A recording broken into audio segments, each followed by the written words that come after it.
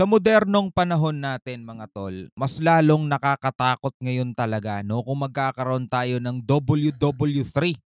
Bakit?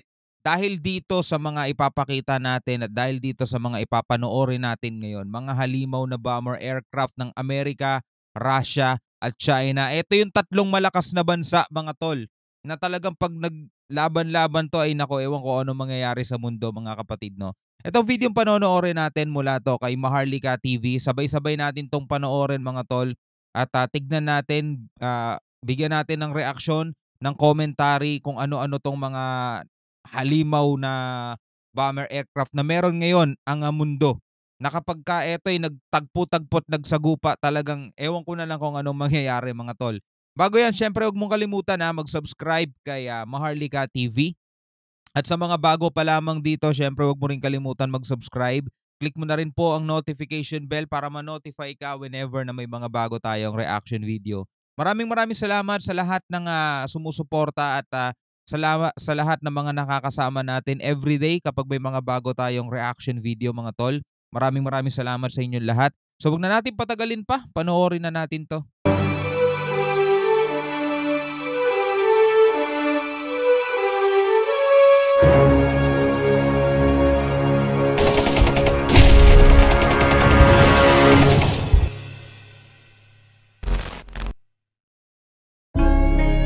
Ang mga bomber aircraft ay pangunahing idinisenyo upang gampanan ang mga tinatawag na long-range strategic at stealth bombing mission. Ngunit maliban dyan, mayroon din itong ginagampanang mas mahalagang papel sa pagpigil sa posibleng magaganap na digmaan sa pamamagitan ng pagpapatrolya na tinataglay ang mga sandatang nuklear.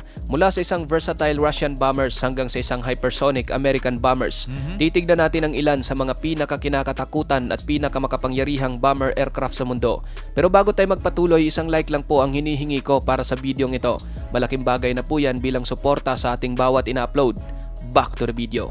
Sukhoi Su-34. Ang Su-34 ay isang versatile Russian bomber na idinisenyo na may kakayahang umatake sa anumang kondisyon ng panahon. Ang advanced avionics at navigation system nito ang siyang nagbibigay daan upang makapag-operate ang bombers nang mayroong walang kapantay na precision sa kahit anong environment. Kaya naman ito ang dahilan kung bakit isa ang Su-34 sa pinakamabangis na puwersa sa larangan ng digmaan. Ang range ng bombers ay nasa humigit kumulang 4,000 kilometers. Binibigyan daan nito ang eroplano na kumilos ng mabilis at magkaroon ng saklaw na kinakailangan para sa mga tinatawag na strategic operations tulad ng paglulunsad ng iba't ibang uri ng armas sa mga target nito. Taglay ng isang Su-34 ang mga mapangwasak na payload tulad ng precision guided bomb, cruise missiles at air-to-surface armament. Isa sa mga natatanging feature ng bomber na ito ay ang maluwag na cockpit na napagsasama ang parehong piloto at navigator. Ang configuration na ito ay pinahuhusay ang operational efficiency sa pamamagitan ng pagpayag sa mga crew na magbahagi ng mga responsibilidad at workload sa mahabang panahon ng mga misyon.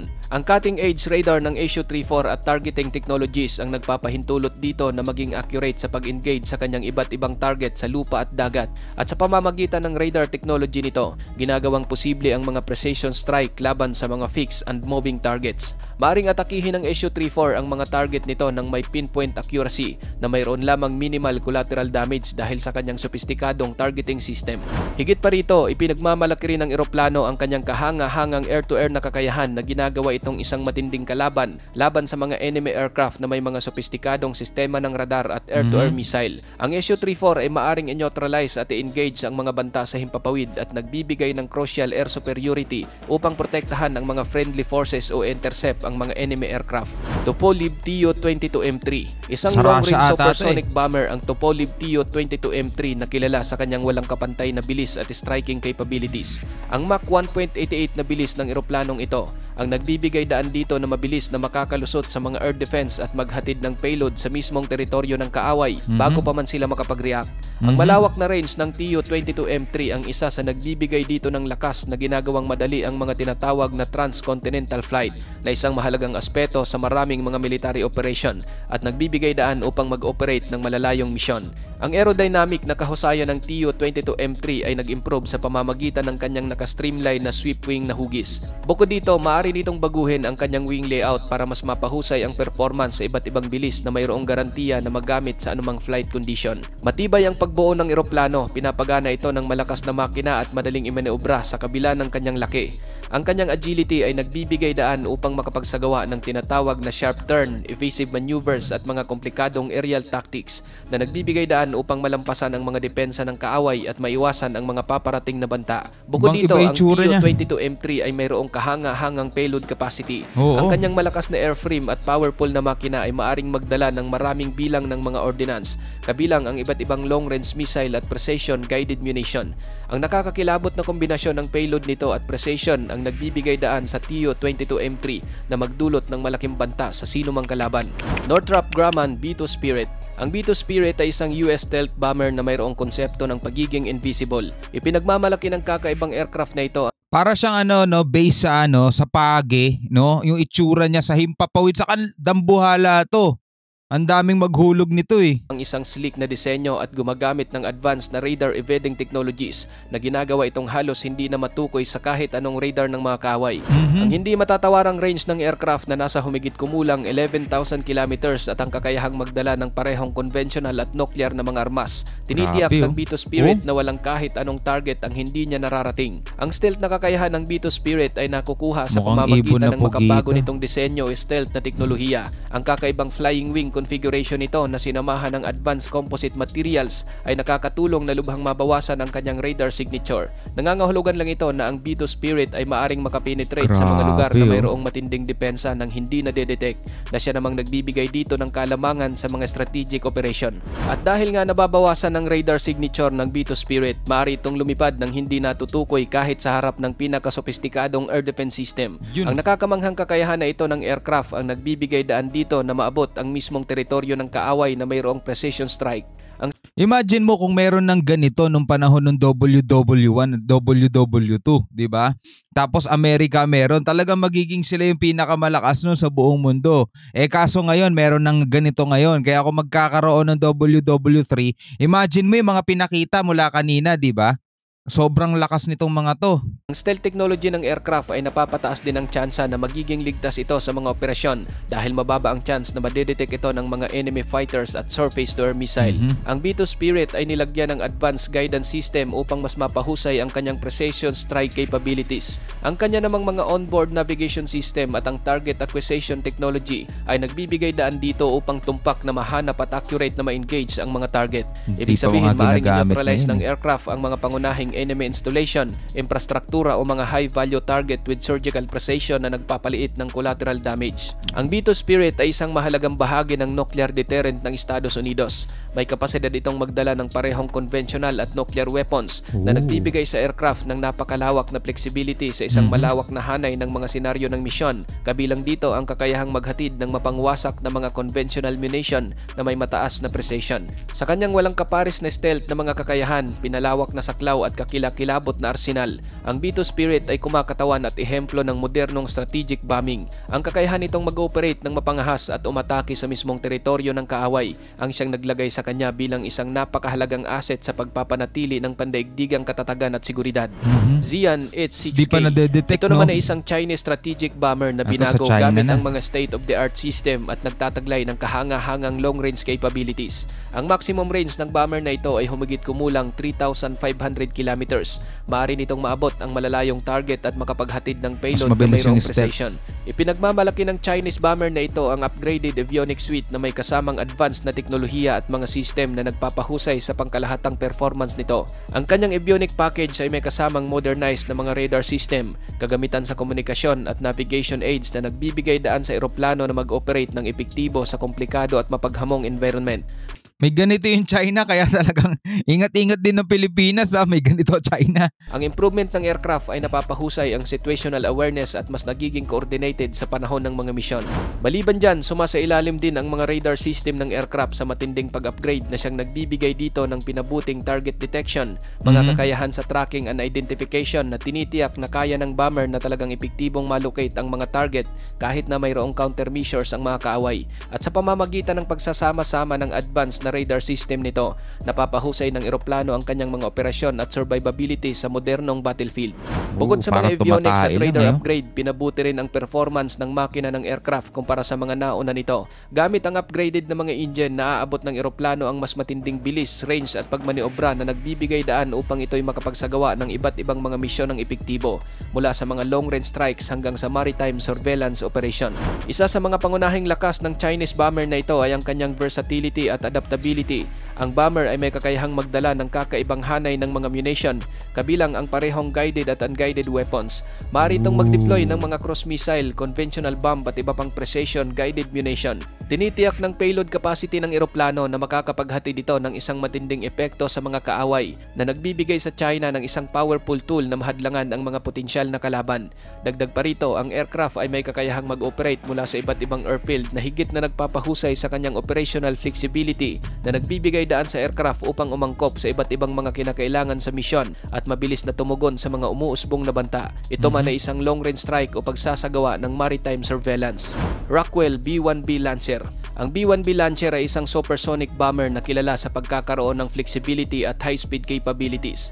Idinisenyo ang bomber na mag-operate sa low altitude na mayroong hindi matatawarang bilis. Isa sa mga pangunahing feature ng aircraft na ito ay ang kanyang variable sweep wings. Ang mga wings na ito ay maaaring iakma depende sa kanyang flight, na nagpapahintulot dito na i-optimize ang pagsasaayos ng pakpak para sa iba't ibang yugto ng paglipad. Kapag ang mga pakpak ay tila tumutupi paharap, ang aircraft ay nagkakaroon ng enhanced maneuverability sa low speed upang madaling manavigate ang isang komplikadong airspace. Samantala, kapag ang mga pakpak naman ito ay fully sweep back, nagiging sobrang bilis ang aircraft at nagiging matipid ito sa gas.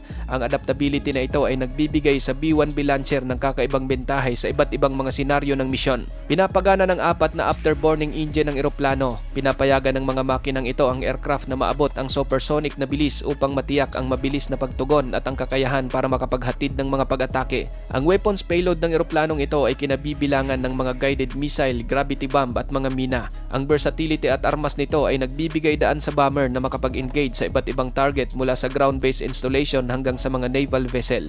Bilang karagdagan, ang B-1B Lancer ay maaring gumamit ng cruise missile, pagdaragdag ng isa pang layer ng lethal capability at ang kakayahang mag-strike na mayroong precision mula sa malayo. Ang versatility ng eroplano ay ginagawa itong isang napakahalagang asset sa modernong battlefield, kung saan ang adaptability ay napakahalaga. Ang kakayahan ng aircraft na baguhin ang kanyang wing configuration na sinamahan ng kakaibang bilis at iba't ibang weapon payload ang nagiging dahilan kung bakit isa ito sa pinaka-versatile at pinaka-nakakapinsalang asset sa panahon ng digmaan.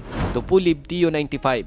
Ang Tupolev Tu-95 ay isang iconic na Russian bomber na tinatawag din bilang Bear. Ipinagmamalaki ng bomber ang kanyang pambihirang range at tibay. Ang Tu-95 ay nilagyan ng 4 na makapangyarihang turboprop engine at isang malaking payload capacity, kaya nagiging madali rito ang magsagawa ng mga long durations mission. Simula nang ipakilala ang aircraft noong mga 1950s, matagumpay itong nasubok ng panahon at nananatiling isang matinding bomber sa modernong panahon. Isa sa nagbibigay ng kakaibang lakas sa aircraft na ito ay ang kanyang kahanga-hangang saklaw na umaabot ng hanggang sa 15,000 kilometers, kung kaya't nakakapagsagawa ito ng mga operasyon na lumalagpas sa mga borders ng Russia. Maliban sa nagagawa rin ng eroplano ang mag-surveillance at maghatid ng mga precision strikes, ang malawak na range nito ay nagbibigay daan din upang makapag-operate ito ng epektibo sa iba't ibang mga sitwasyon. Bukod pa rito, ang naturang eroplano ay nilagyan din ng air-to-air refueling capability. Ang feature na ito ay mas nagpapatibay sa aircraft at napapalawak ang kanyang operational capabilities. Sa pamamagitan ng pagtanggap ng mid-flight refueling mula sa tanker aircraft, ang bomber ay maaring manatiling nasa himpapawid para sa mas mahabang oras. Ang kakayahang ito ay hindi lamang pinalawak ang saklaw ng aircraft, ngunit nagbibigay din ito ng flexibility at mission planning na tinitiyak ang tuloy-tuloy na operational support. Pagdating sa armamento, ang Tu-95 ay maaring magdala ng isang malawak na hanay ng mga payload, kabilang ang parehong conventional at nuclear weapons. Ang malaki nitong payload capacity ay nagbibigay daan para sa pag-deploy ng maraming missile, bomba o torpedo. Ang pagtataglay ng nuclear weapon ng Tu-95 ay lalong nagpapatibay sa papel nito bilang isang mahalagang bahagi ng strategic deterrent ng Russia at tagadepensa ng kanilang pambansang interes. Ang kahangahangang laki, long-range capabilities at di matatawarang payload capacity ng Tu-95 ang naglalagay sa eroplanong ito bilang isa sa pinakakilabot na puwersa ng militar. Ang matibay na presensya nito at ang strategic versatility ay tinitiyak na ito ay mananatiling isang mabagis na kalaban at mahalagang bahagi ng kakayahan ng militar ng Russia. Boeing B-52 Stratofortress. Ang US bomber Balikan natin. Ito yung mga ng karga niya. militar ng Russia. Boeing Yan, ito mga to. Ito yung mga karga niya. Langya. Pag ito umatake talaga. B-52 Stratofortress. Ang US bomber na ito ay isang iconic na talaga namang dumaan na sa napakaraming pagsubok. Mayroon itong kahanga-hangang range na humigit kumulang 16,000 kilometers, kung kaya't maaari itong lumipad ng napakalayo. At dahil sa range nito, maaari itong mag-operate mula sa mga base sa buong mundo at epektibong umatake sa mga target ng mayroong precision and efficiency. Isang strategic bomber ang B-52 Stratofortress na nasa serbisyo na ng US military mula pa noong mga 1950s. Ang natatanging disenyo nito ay nagtatampok ng high-mounted sweep wing, 8 makapangyarihang makina at isang napakalaking kapasidad para sa pagdadala ng mga armas. Sa kabila ng edad ng eroplano, hindi may pagkakailang nananatili pa rin itong isang mabangis na bomber dahil sa patuloy na pag-upgrade at mga modernization effort. Kasama sa mga update ng aircraft ay ang advanced na avionics at mga sistema ng komunikasyon. Ang versatility nito ay walang kapares, maaari itong magsagawa ng malawak na hanay ng mga misyon tulad ng strategic bombing, close air support at maging maritime operation. Ang adaptability ng eroplano sa pagbabago ng mga pagbabanta at operational requirements ay ginagawa itong isang mahalagang asset sa kakayahan ng US military. Isa sa mga dahilan kung bakit hanggang sa kasalukuyan ay nag-ooperate pa rin ang B-52 bombers ay ang kakayahan nitong mag-evolve gamit ang bago at advanced na teknolohiya. Mayroon itong advanced offensive systems gaya ng mga radar warning receiver at countermeasures laban sa anti-aircraft missile. Pinapanatili ang pag-upgrade sa eroplano na ang layunin ay upang manatili itong epektibo sa modern warfare. General Dynamics May edad na yung eroplano pero ano pa rin, delicates pa rin, no? Matindi pa rin at nakakatakot pa rin. Grabe yun. F-11 Aardvark. Ang versatile at makabagong bomber na ito ng Amerika ay talaga namang binago ang aerial warfare. Ang mga nakakamanghang feature nito at advanced na teknolohiya ang siyang naglagay dito bilang pinakamakapangyarihang bomber sa kasaysayan. Isa sa mga katangian ng F-11 Aardvark para matukoy ay ang variable sweep wings nito. Ang mga wings na ito ay naa-adjust habang lumilipad upang ma-optimize ang mga configuration para sa iba't ibang phase ng flight, na nagbibigay naman sa aircraft ng mas mahusay na performance at versatility. Kapag ang wings ng bomber ay naka-forward sweep position, mabibigyan ito ang aircraft ng mas magandang maneuverability sa low speed. Samantala, kapag naka-fully sweep back position naman, pinapayagan naman ito ang aircraft sa isang high-speed flight. Ang ganitong flexibility at configuration ng wing ay nagbibigay daan sa F-111 na umangkop sa iba't ibang mga kinakailangan sa misyon ng napakadali. Bilang karagdagan, ang F-111 Aardvark ay nilagyan ng isang sopistikadong terrain following radar system na talaga namang isang game changer sa pag-navigate sa mga komplikadong kapaligiran. Ang advanced radar technology na ito ay nagbibigay daan sa bomber na lumipad sa mababang altitude habang tiyak na sumusunod sa linya ng iba't ibang terrain. Dahil dito, epektibong makakaiwas ang bomber sa enemy radar detection at nagagawang manavigate ang mga challenging terrain tulad ng mga bundok o mga dense urban area. Ang terrain following radar system na ito ng eroplano ay ginagampanan ng isang mahalagang papel sa parehong offensive at defensive operation. Bilang karagdagan sa kahangahangang maneuverability at radar capabilities ng bomber, armado rin ito ng malawak na hanay ng precision-guided munition.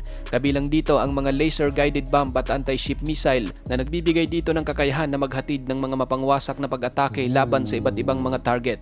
Ang precision-guided weapons na dala ng F-111 ay mas pinalakas na nagbibigay daan dito na maabot ang mga target na mayroong pinpoint accuracy, minimizing collateral damage at maximizing mission success. Higit pa rito, nagiging isang tunay na nakakakilabot ang bomber na ito sa anumang operational environment dahil sa kanyang all-weather capabilities. Nilagyan din ang bomber ng advanced na avionics at navigation system upang makapag-operate sa masamang kondisyon ng panahon tulad ng ulan, hamog na ulap o dilim. Ang kakayahang ito ay nagbibigay ng kasiguruhan na talagang epektibong magagampanan ng bomber ang mga misyon sa kahit anumang kondisyon ng panahon. Ang kombinasyon ng variable sweep wings, terrain following radar, precision-guided weapons at all-weather capabilities ang siyang nagiging dahilan kung bakit ang F-111 Aardvark ay isang iconic bomber sa kasaysayan ng aerial warfare. Ang versatility, innovation at kakayahan nitong umangkop sa pagbabago ng mga kinakailangan ng misyon ay nagtakda ng mga bagong pamantayan sa bomber aircraft. Ang F-111 Aardvark ay nananatiling isang testamento sa technological advancement ng panahon nito at ang legacy nito ay patuloy na nakaka-impluensya sa modernong mga disenyo ng bombers. Ikaw kapatid, ano ang masasabi mo sa mga bomber aircraft na ito? Ito yung actually, iba dyan, hindi pa ginagamit ngayon. Di ba nagkakaroon ng sagupaan ngayon sa may Middle East, mga tol? Palagay ko, mga ordinaryong jet fighter pa lang yung mga ginagamit tol. Well, hindi naman totally ordinary, pero hindi katulad nito mga special weapon na to na mga halimaw na bomber aircraft ng Amerika, Russia, China, mga tol, no?